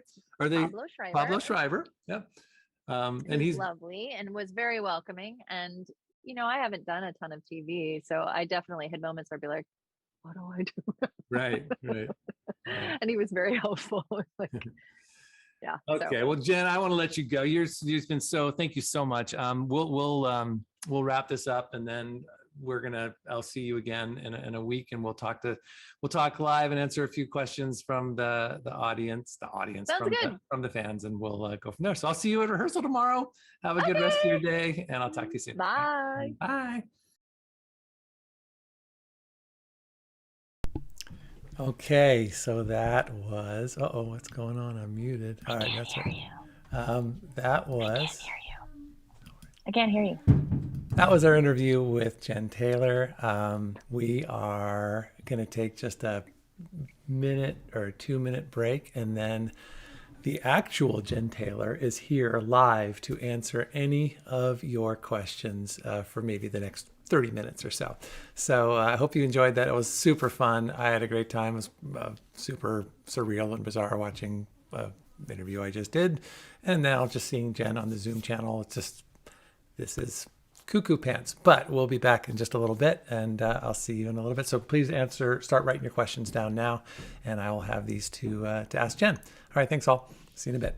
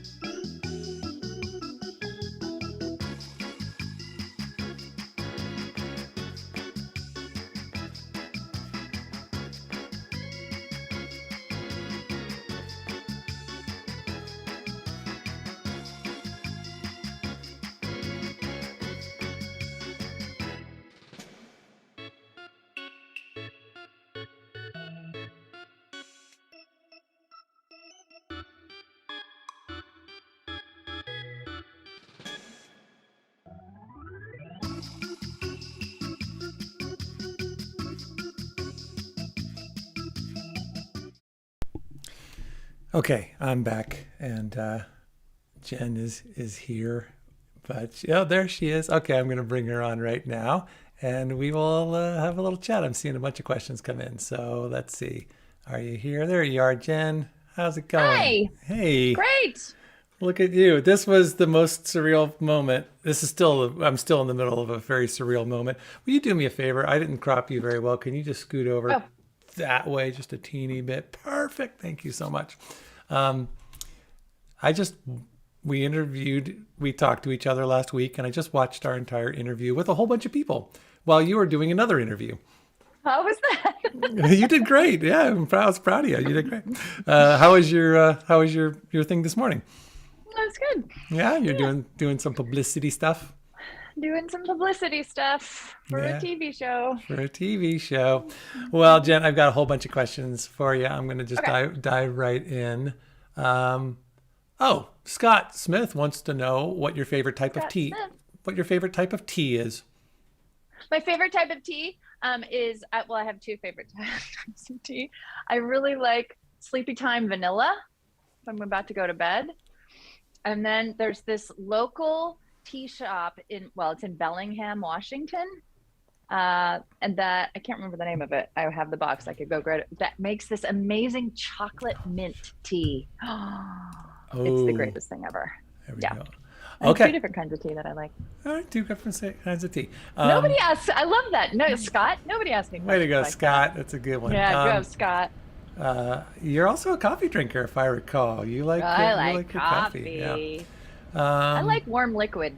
Okay, so warm liquid. So here's the question that I almost got in trouble asking you, but I cut that out. But you get this all the time, so you probably have a standard answer at this point. Jen, oh boy, how do I say this? Xenodroid wants to know, is she doing any mocap work for the TV series live action, or is she just doing the voice?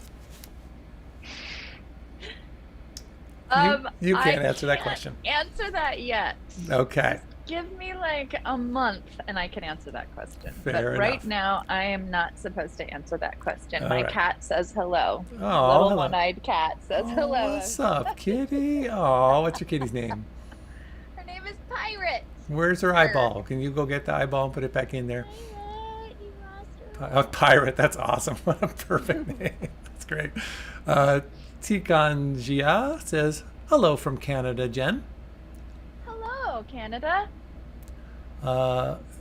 Elizabeth, who I think is new to our streams, writes, I'm the girl who you met last year on the GalaxyCon RWBY stream. Me and two friends talked theater with you, and we're so grateful you told us about Godspell. Well, Paul and I are doing a play together. Yeah. It's all about theater these days. It sure is.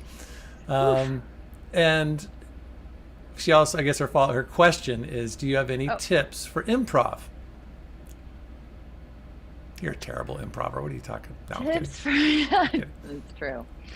I think this is for theater in general, is just practicing how to be as present as possible. I actually got when I was back in the beginning of my theater days, I did a general audition, and this company called Unexpected Productions asked me to be a part of their group, and I was so confounded because I never thought of myself as somebody who could improv, because I was never funny enough, right? Like, you got to be witty and you got to have the one-liner. And Randy Dixon said to me, who is a improv guy, said to me, it's not about being funny, it's about being present. It's just about being present and responding and saying yes. It's always yes and. So that's my advice exactly about improv. Name.number wants to know what your favorite Modest Mouse song is. I'm sure you've kept up with their entire discography. Oh no. Oh, you're busted. Isaac's gonna be so sorry, mad at Isaac. I will tell you, their new album. I still love Float. Is it Float On? Yeah, I still love that song. I know On. it's, it's that's one of their best albums of all time. Yeah, it's really good. We were what is the name of that one? They have some great titles to their albums. We Were Dead Before the Ship Even Sunk or something like that. They have a new album out that I really love, and the very first song on the album is called "Fuck Your Acid Trip, I Need to Get Home." It's about, Oh my God. it's totally about like About people that are older that used to love to do it, but like somebody who's still dropping acid, but they've got parental duties. They got to get home and do stuff. It's so great. He is one of the best lyricists. I gotta listen to it. I gotta tell you, because their music is not always the most, I love it. It won't be for everybody, but his lyrics are just incredible. He has a way of turning a phrase that nobody else does. So I'm a big fan. So even though you don't know their songs. Jen asks AG, were you disappointed that they killed off Cortana despite the writing from Halo 5? You think the weapon in chief will have a similar relationship and growth? Sure hope so. Was I disappointed? Well, I mean, luckily for me, I'm still getting to play Cortana. No, I mean, I feel like that was the Cortana in the video games had a beautiful journey, and I got to, really explore that. So I'm excited to see what the new chapter holds and how different and similar this new character is. Yeah. So cool. Jacob Mitchell says, Jen, thank you for being the best, which I agree. I've cried. Your performance as Cortana has been superb. I just want to know, how did you say goodbye to a character you voiced for 20 plus years? I built a funeral pyre in my backyard, and all the neighbors came over, and we threw large effigies upon it. Yeah. There you go. It was a good day. It's a good day. And of course, you're not done by a long shot. Does Jen have a substantial role, asks Goosey Whispers, in the series? I know it has Master Chief in the show, but not sure how much it fixates on those characters. So yeah, what can you tell us about that? I know look at that face. You just can't tell us anything. I can tell you it was fun and interesting and difficult, being in a foreign country where I didn't really know anybody during COVID, which I know we already talked about. But yeah, I can't really until it comes out. And I just found out the release date, which has not been announced. But I know what the release date is. I need to know what month I have to subscribe to Paramount Plus. It's soonish. It's coming up. Sooner than people think it's going to be. Yeah. Awesome. So, yeah. So until it drops, I feel like then I can give you stories. But right now, I have to wait. I don't want to get in trouble. Okay, I don't want to give any spoilers. No, I get it. Let's Play Sierra Game just said our names are reversed. I think I fixed that a little while ago. I hope that... Are you Jen and I'm Paul? We were, and I hope fun. we're still not. On my world, on my little OBS world, it's all back to normal. So if it hasn't gotten better, then screw you, OBS. Maniac 536 says, welcome, Jen. Yeah, they're making fun of that. I think it's all gone now. Can she... Oh, there was another question that I lost. What is a book you would recommend to someone? Asks Balkatati. Oh, that's a terrible pronunciation, I'm sure. What is a book you would recommend to someone entering high school in a rural town?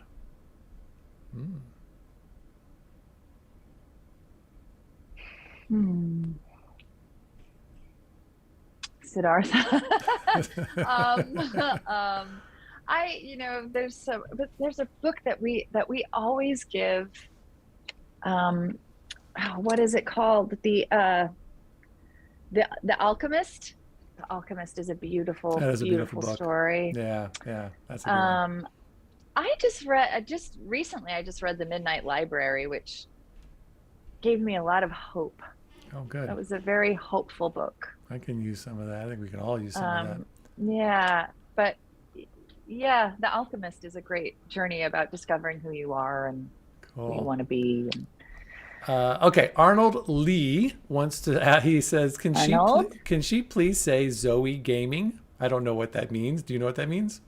Can I please say Zoe Gaming? Yeah. Zoe Gaming. You don't know what that reference is? I mean, I'm assuming you're talking about Zoe, the character that I played, but okay. Well, gaming. Yeah. Sorry, I don't know. Let's see. Arnold, get back to us about what exactly you needed there. So here's Snoops might be Snoops says, Snoops? I never played Halo, but Jen's character Zoe in Left 4 Dead, or is it Left 4 Dead, is my most favorite video game character. Her voice acting was the best. Please congratulate her for me if you read this. So, hey Jen, congratulations. Thank you. From Snoops. Let's Play Sierra Games wants to know what your favorite thing was during the Halo series. What was one of your favorite moments? One of my favorite moments during the Halo series. I don't know. I had so many. I mean, that's a good 20 years. Steve and I had a lot of fun doing Halo 4 together. I think the best thing for me about the Halo series, honestly, is getting to know Steve Downs and building I believe a really strong lifelong friendship with a marvelous man, which and his family who I love, and getting to tell that beautiful story. We had all sorts of fun, silly, we do conventions, Steve and I do conventions together, and we have such a silly fun time together. So I truly think that that's the best part of having done Halo is having gotten relationships, right? It's all about making relationships. And people got such a kick out of our little moment in rehearsal room where Steve. I mean, that's the kind of person he clearly is. That he would do that for a friend. He's the best. He's just the best guy. And we have we sort of instantly, we didn't know each other for the first 10 years of doing Halo, and we met and we instantly just 10 years of doing it, and you never knew each other, we had never met. We met each other on the 10-year anniversary and was like, hey. And I think I just walked up to him and grabbed him and gave him a big hug. And I was like, you're my friend. That's crazy. You'd think that because you would have felt connected. like we had gone on a journey together, even though we had, he was the only other person in the world who had gone on this singular journey with me. Yeah. So yeah. Anyway, yay. Love you, Steve. Yeah. Okay. Hamster Ultraviolence wants to know, since you voiced... That's the best name ever. Since you voiced Jessica Cannon in Sin episodes. Oh my gosh, nobody references that. Well done, you. Emergency, do you know what was supposed to be in the canceled episodes of Sin episodes? I have no idea. I think that was, did I do that before Halo? That was so long ago. And that was a very, small project for me. I think I only had like 1 or 2 sessions. I had to go down to Portland to do those, maybe 2 sessions, and it was fun. I mean, voicing stuff is always so fun. Just getting to tell a story, right? But no, I didn't get any of you generally don't get any of that information. That's not something they share with you as a voiceover actor. So I don't know. Gotcha. I wish I did. I wish I could tell you. But good reference. Good reference. Yeah, very good. Good. That was one of those obscure ones, right? She had a hot outfit. She was a hot chick. I remember that.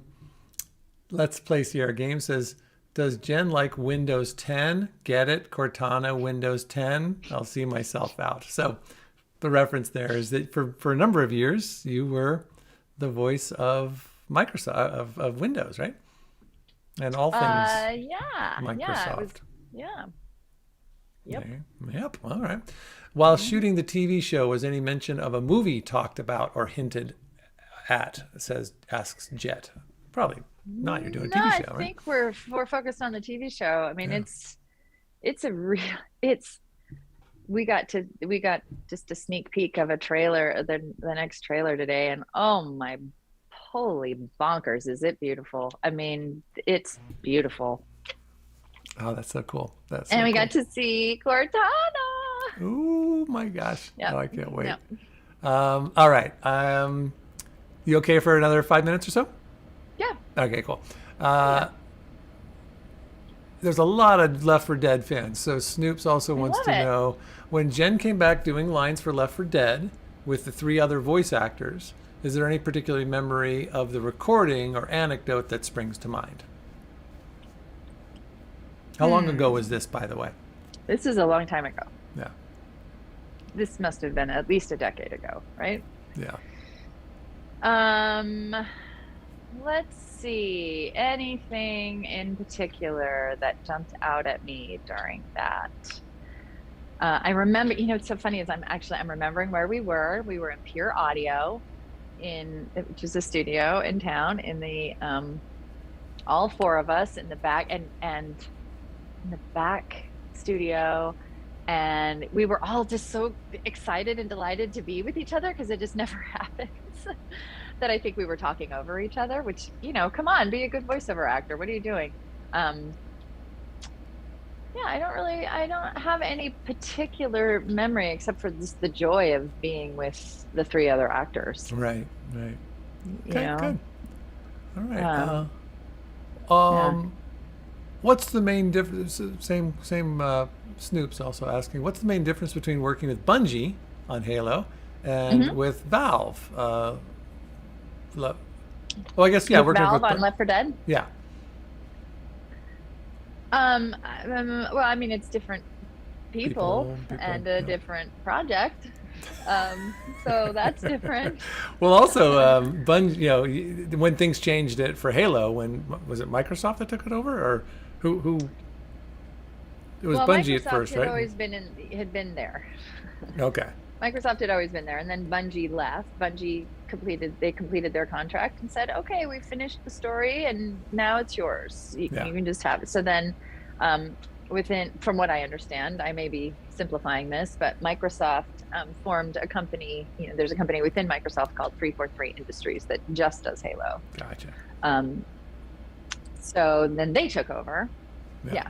What are you asking about that? Yeah. So it was. I mean, it was different as far as the different people and the different. But even when I was working at Bungie, there were so many different people working on the project each time. I generally had, Marty and Joe and Jay were my 3 sort of mainstays, but I was always meeting new people. It was that company was growing so quickly that when I first walked into Bungie, as I said, I think there were maybe 40 or 50 people who worked there, and now there's probably 800. I mean, it is a vastly different place.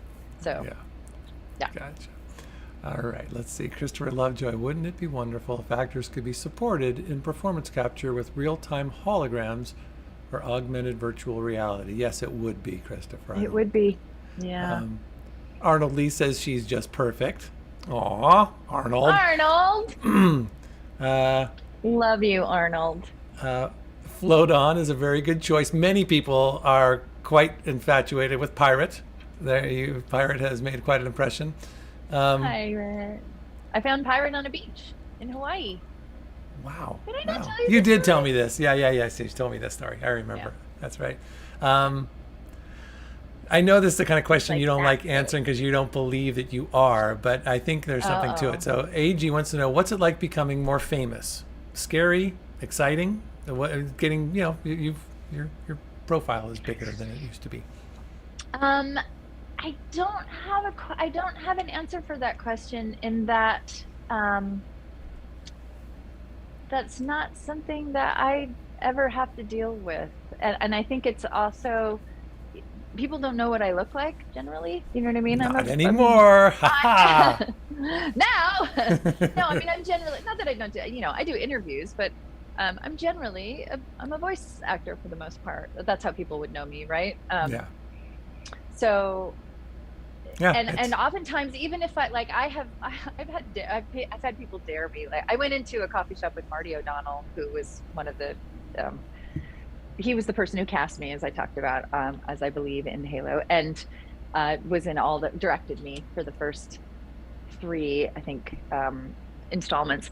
And I went into a coffee shop with him once, and he was like, yeah, put it on. And so I just was like, I'll have I can't remember what I said. So, I'll have a latte. Hi, I'll have a latte. And apparently all the people, they were right next to the studios. No, they were right next to the studios, and they knew, they were big Halo fans, and they didn't think it was me. I mean, it doesn't connect. I'm not a blue, bluey purple, glowy lady. And while the voice might be familiar, there's always times where you hear someone's voice that might be familiar, and until you connect the dot, because that's the same thing in the rehearsal room. Until we said pirate, until we said to Ahmad that you were Cortana. It's like that's when everything clicks. We're like, I felt like I recognized your voice. Now it all comes together. You were familiar to me.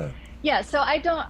I wish I could. I wish I had an answer to that question, but I don't really, because that's not a part of my everyday experience or general experience. Yeah. So. Yeah. Name.Number agrees with me on the Acid Trip song. He says it took a while for him to like it, but it's super fun. Yeah, same with me. But now it's there. He has also a great song about his daughter, watching his daughter grow up and going to school, and in the world that we're living in right now and how scary it is. Isaac has kids. Yeah, he must. I think they're very young. Pirates really wants to put on a show here. What's up, Pirate? Hi, little girl. No buttholes. Let's not give buttholes. No, this is not that kind of show. Or maybe it can be. Maybe, who knows? Tikan Jia says, our Canadian friend, I believe, says, I first heard Jen in Star Wars: The Old Republic. Oh. Would love if they invite her to any new Star Wars series. All right, so we'll see what we can do about that. Yeah. I remember when I recorded that, they said to me, I think I played like 8 characters, and they said to me, there is no possible way that you will find your characters, even if you tried. Yeah. So this game is so vast, there's no way you'll find yourself. Like, okay. Yeah.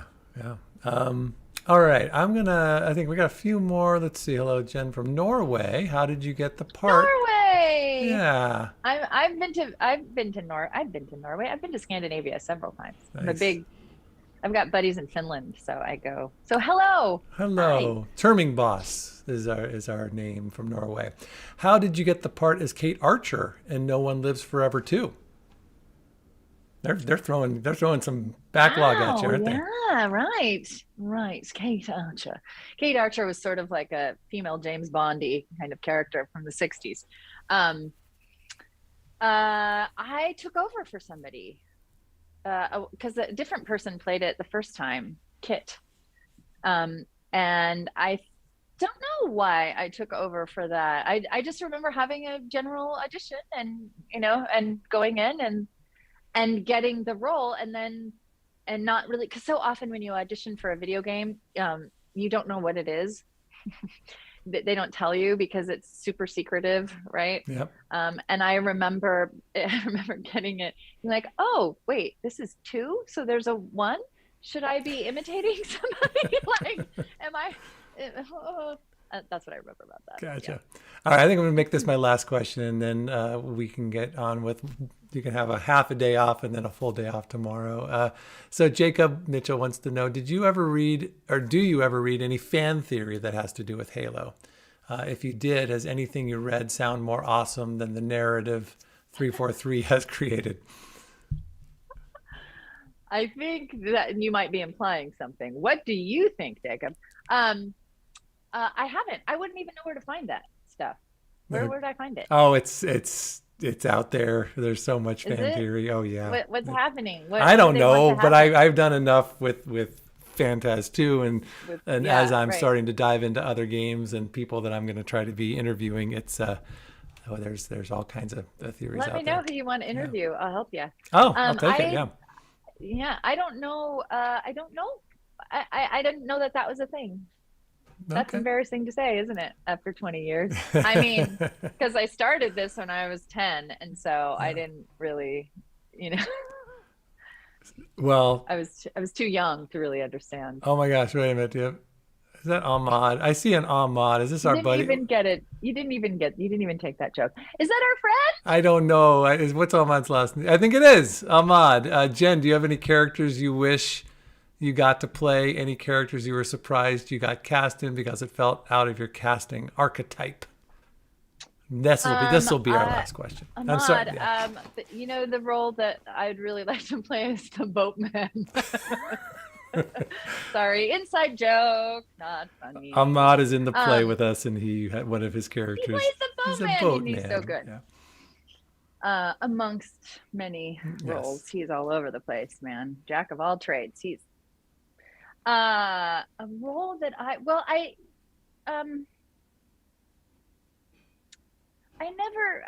I'm so sort of out of I don't know the lore around characters, and I don't understand any of the sort of any heightened sensibility of any of the characters. So I've never been like intimidated by a character before, because I haven't known that I should be, maybe. So but characters that I was a little surprised, if anybody knows Dota 2, I was a little surprised that they cast me as Medusa. And if you listen to it, it doesn't sound like me. Of course, they've distorted it. They've distorted it quite a bit. But that was a really fun character to get to play, because it's so different than what I get to usually do. So Medusa. If anybody knows. Now you got to go look it up. Yeah, I got to go look it up. Well, she was probably a very sweet Medusa. No. All right. Hey, Jen Taylor, thank you so much for taking not only today, but last Monday where we recorded our time. It's so great. Everybody, thanks for having me. Yeah, you're welcome. And folks, we will be, I'll see you day after tomorrow. We start technical rehearsals for our play. Gulp. And so Jenny, you know what I'm going to do is I'm just going to say goodbye to you now. Just go ahead and pop off Zoom, and I'll talk to you soon, and I'll say goodbye to everybody and do some final things here. But thanks for everything, Jen. You're the best. Love you too. Take care. Bye. All right. Well, that was awesome. What a great way to start our 2022 streams. I'm seeing lots of comments about, people said if I find more, artists from all maybe different kinds of games, this thing could blow up. I'm all for it. It's really just me and Daniel Albu and my friend Matt and a couple little people helping me out. So it's a small little project we've got going here, but I think we're on to something pretty cool. Just this idea of talking to these artists from games that you all know and love and getting to know them a little bit better, a little more intimately. And I'm excited to keep going. I hope that you like what you see. If you liked what you saw today and you want to help support this, the only way to do it is through joining my Patreon team, our family members. Please join if you can at the $10 level. We'll get you on Curtis's bedroom wall. If not, something as little as $3 a month would be great. And again, you don't have to join for long. Just pop on there for a month or two or whatever you can afford, and then you can pop off. That's what's been happening a lot, is that we get people that stick around for a few months, then they leave, and then hopefully we get other people popping in and filling that void. But for me to continue doing what I'm doing, I need your help. So please consider it. That's the link right there. I'll pop it in the chat one final time. And until then, next month we'll be back at it. I don't have any announcements for you yet, but we will, we'll have someone new next month, and we'll continue our Phantasm 2 streams. I really appreciate you guys. Thanks so much for everything. Have a great rest of your Sunday. And, I'll send you a link about our play if you want to watch the live recording of it. And I guess that's it. Have a good one. All the best, and take it easy. Bye-bye. I'm going to show us our donors one more time because they're awesome. All right. Take care, guys.